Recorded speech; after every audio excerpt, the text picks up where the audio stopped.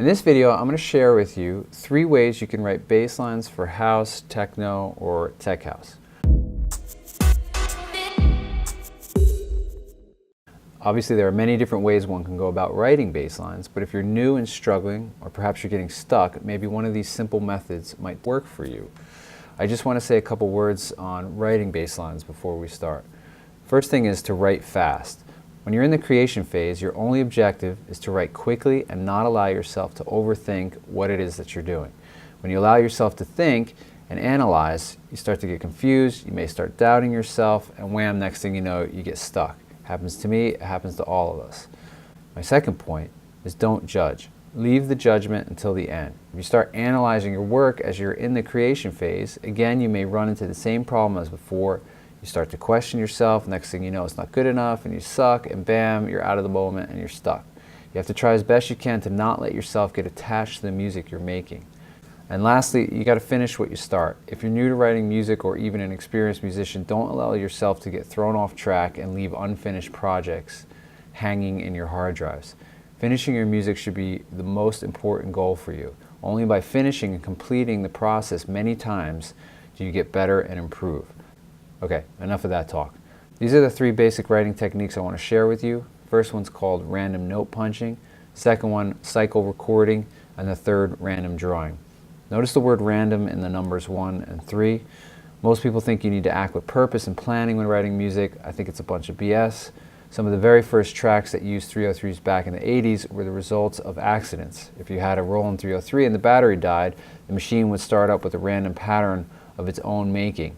A lot of those random patterns made it onto some of the first seminal acid house records. So let's jump in. Okay, technique 1, random note punching. It works like this. You hit record and randomly hit the keys without thinking. You just let them fly. And when you're finished, you play around with the loop selection and find something that sounds good. Before we want to start, I just want to set up the record quantization settings in the edit menu here. Down here, select 16th note quantization. And now when I play the notes, they will all adhere to the grid. Then I'm going to grab a drum loop and a basic bass sound. So I'll go into the drum loop folder here. Take the first one, double click on it. It looks like it's already set to loop. So now all I need is a bass sound. Go in the one shots folder, bass. I'm going to take that one. When working with Simpler, you want to make sure that your samples are in tune with your keyboard. So here on this sample, I'm telling everyone the note that it's G. So you already know that it's G, but say you're taking a sample from a record or vinyl or a track you like or something like that, and you don't know exactly what note is what. The way you find out is you drop the spectrum analyzer plugin in here, open it up. Let's go up an octave. And when I hit C, I'm holding my mouse over right here on the root note, and I can see that it's a G. And then what I need to do is I need to retune the sample so that when I play a G note on the keyboard, it plays a G and not plays a G when I hit a C. So the way you do that is you take your root note, which is the G, and you count either up or down the number of notes it is until you get to C. So with a G, it's up 5. I know that. 1, 2, 3, 4, 5. You go into your controls here and transpose 5 steps up. That way, when I hit C on the keyboard, now right on that peak there, right here, I'm getting a C note, so everything's in tune. Okay. So now we're going to hit record, and I'm just going to punch in a bunch of random notes here onto the keyboard. So let's see here. Hit the circle button here to record.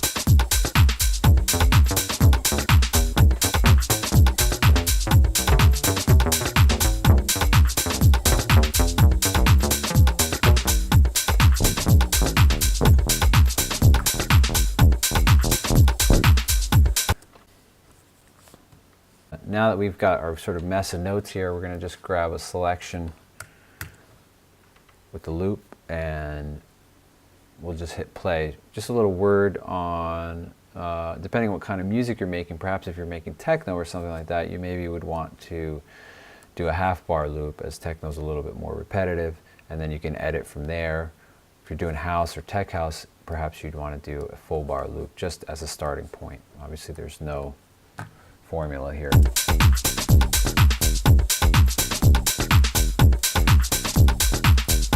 There you go, I'll take that. That works for me. Very simple bass line, but it works for me.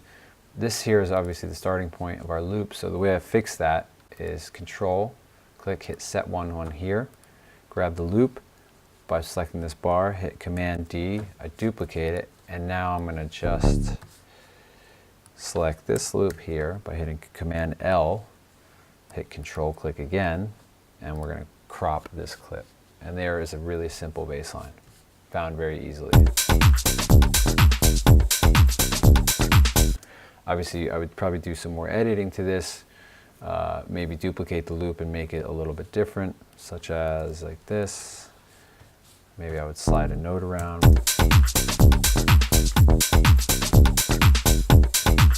I would probably maybe mess around with some of these velocities, or add perhaps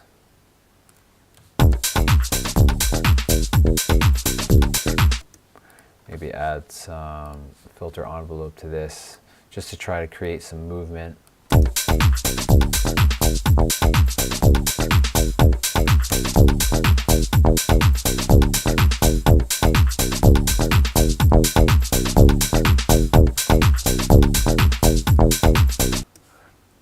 That's just some really basic stuff. I don't really want to get too much into the whole sound design aspect of doing the bass line, but that right there is the first technique.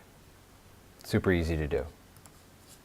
Okay, the next step is called cycle recording. This is probably the most basic and widely used technique. For this, let's just load up the scale MIDI effect. Go into MIDI effect here, scale, and you have all these different scales that you can select from. Most of the time when making electronic dance music, minor scale is sort of the main player, minor or major.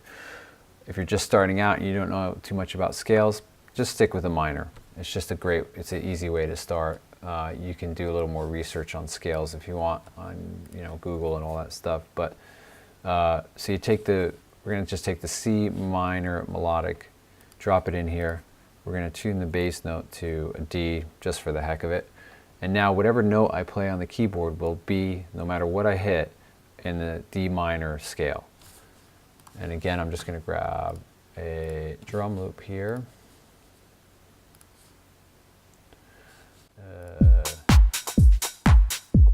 Take that, that's fine. And let's get a bass sound here as well. Let's go with the FM bass. And this is already in the note of C, so I don't have to worry about that. And for this, we double click here, create a clip. We've got a 1-bar clip. Everything's going to be in the D minor scale no matter what I put. A word of advice, if you're starting, I would just maybe make your first note a D. That way, generally, not always of course, but generally speaking, the first note of a bass line starts from the root note of the scale. So, of course, rules are meant to be broken and stuff like that, but perhaps if you're just starting out, make it easier for yourself. So, I'm just going to put one here, and then let's see, we'll hit play. Make this a little longer. I just put a little more tail on this. Make this a little longer. And we'll hear our bass line. And I'm just going to toggle between this little circle up here to recording. So when I find a note that I like, I'll punch it in.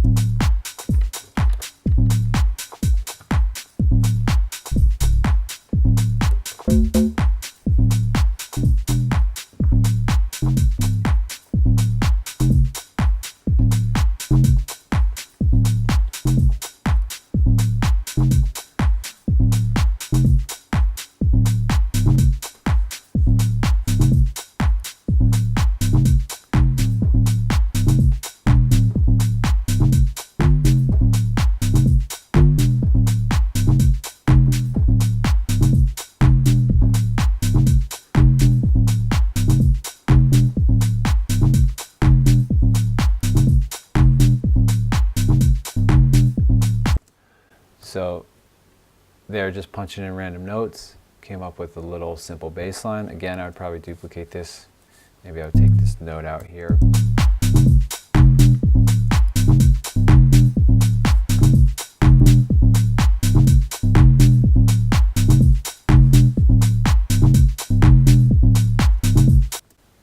Maybe go into the controls here, put some glide on this.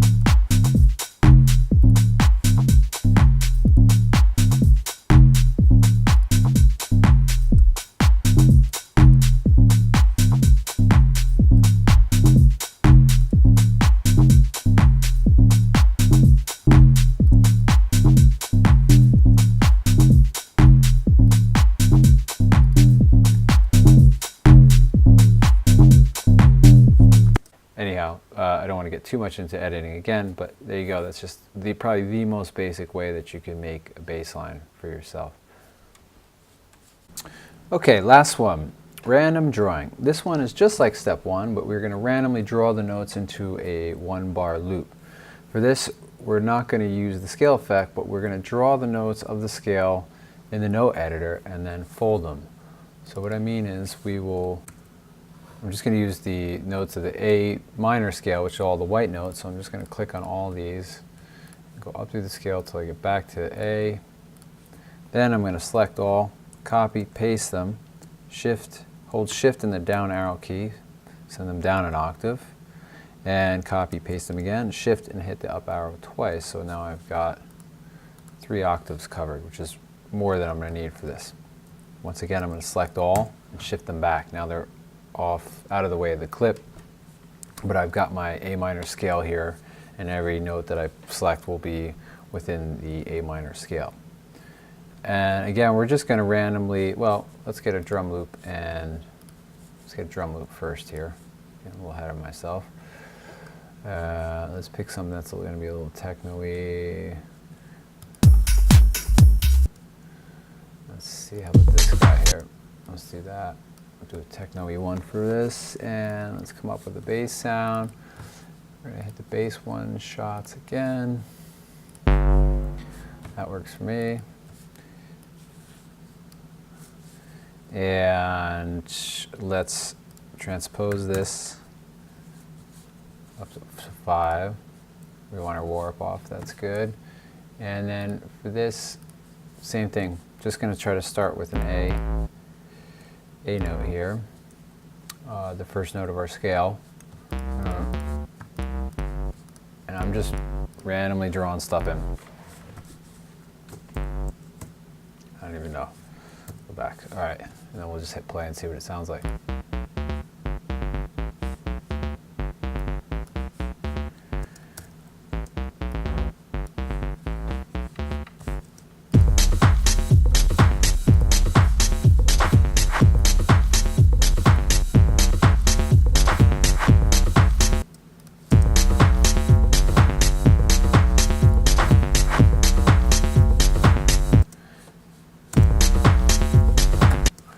Maybe because we're doing a techno loop on this, I mean, this kind of already is something that's somewhat workable. It's not really my style. It feels a little too bouncy, but if I just do the same thing by selecting a shorter loop.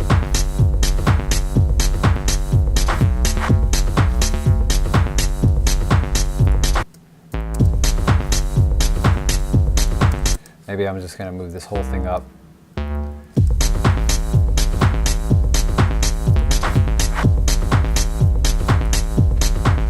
Right? I mean, that's super simple, but if I'm doing a techno song, that's okay.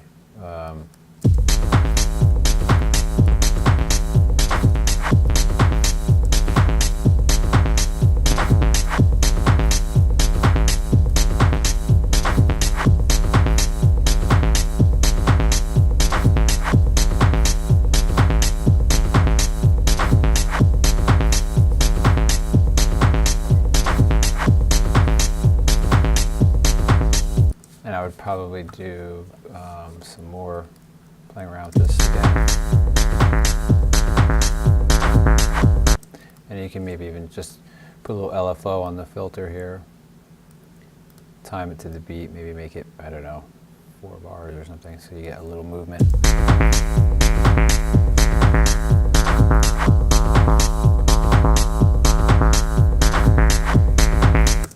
it seems like even though I did all that work, I just came up with something that was basically, one note repeated over and over. But if you're doing techno, I mean, that's kind of how it goes. So that's basically it. That's 3 simple techniques to get you started on your bass lines. I'd recommend trying all 3 of these, seeing which scale method you like best, either the no scale, the MIDI scale effect, or the drawing and folding the scale in your note editor. Make this a starting point and then work in whatever way you like best. Perhaps after even trying all these 3, you won't like any of them compared to what you're doing now. That's a good thing too, because it gives you more confidence in your own method, which is really where you want to get to in the end anyways. You just want to be able to make music in the way that suits you best, and use these tools to help get you there. So please hit the subscribe button to stay up to date on these tutorials as they're made, and all the info on our website and how to get a free sample pack is in the description below. See you on the next one. Take care.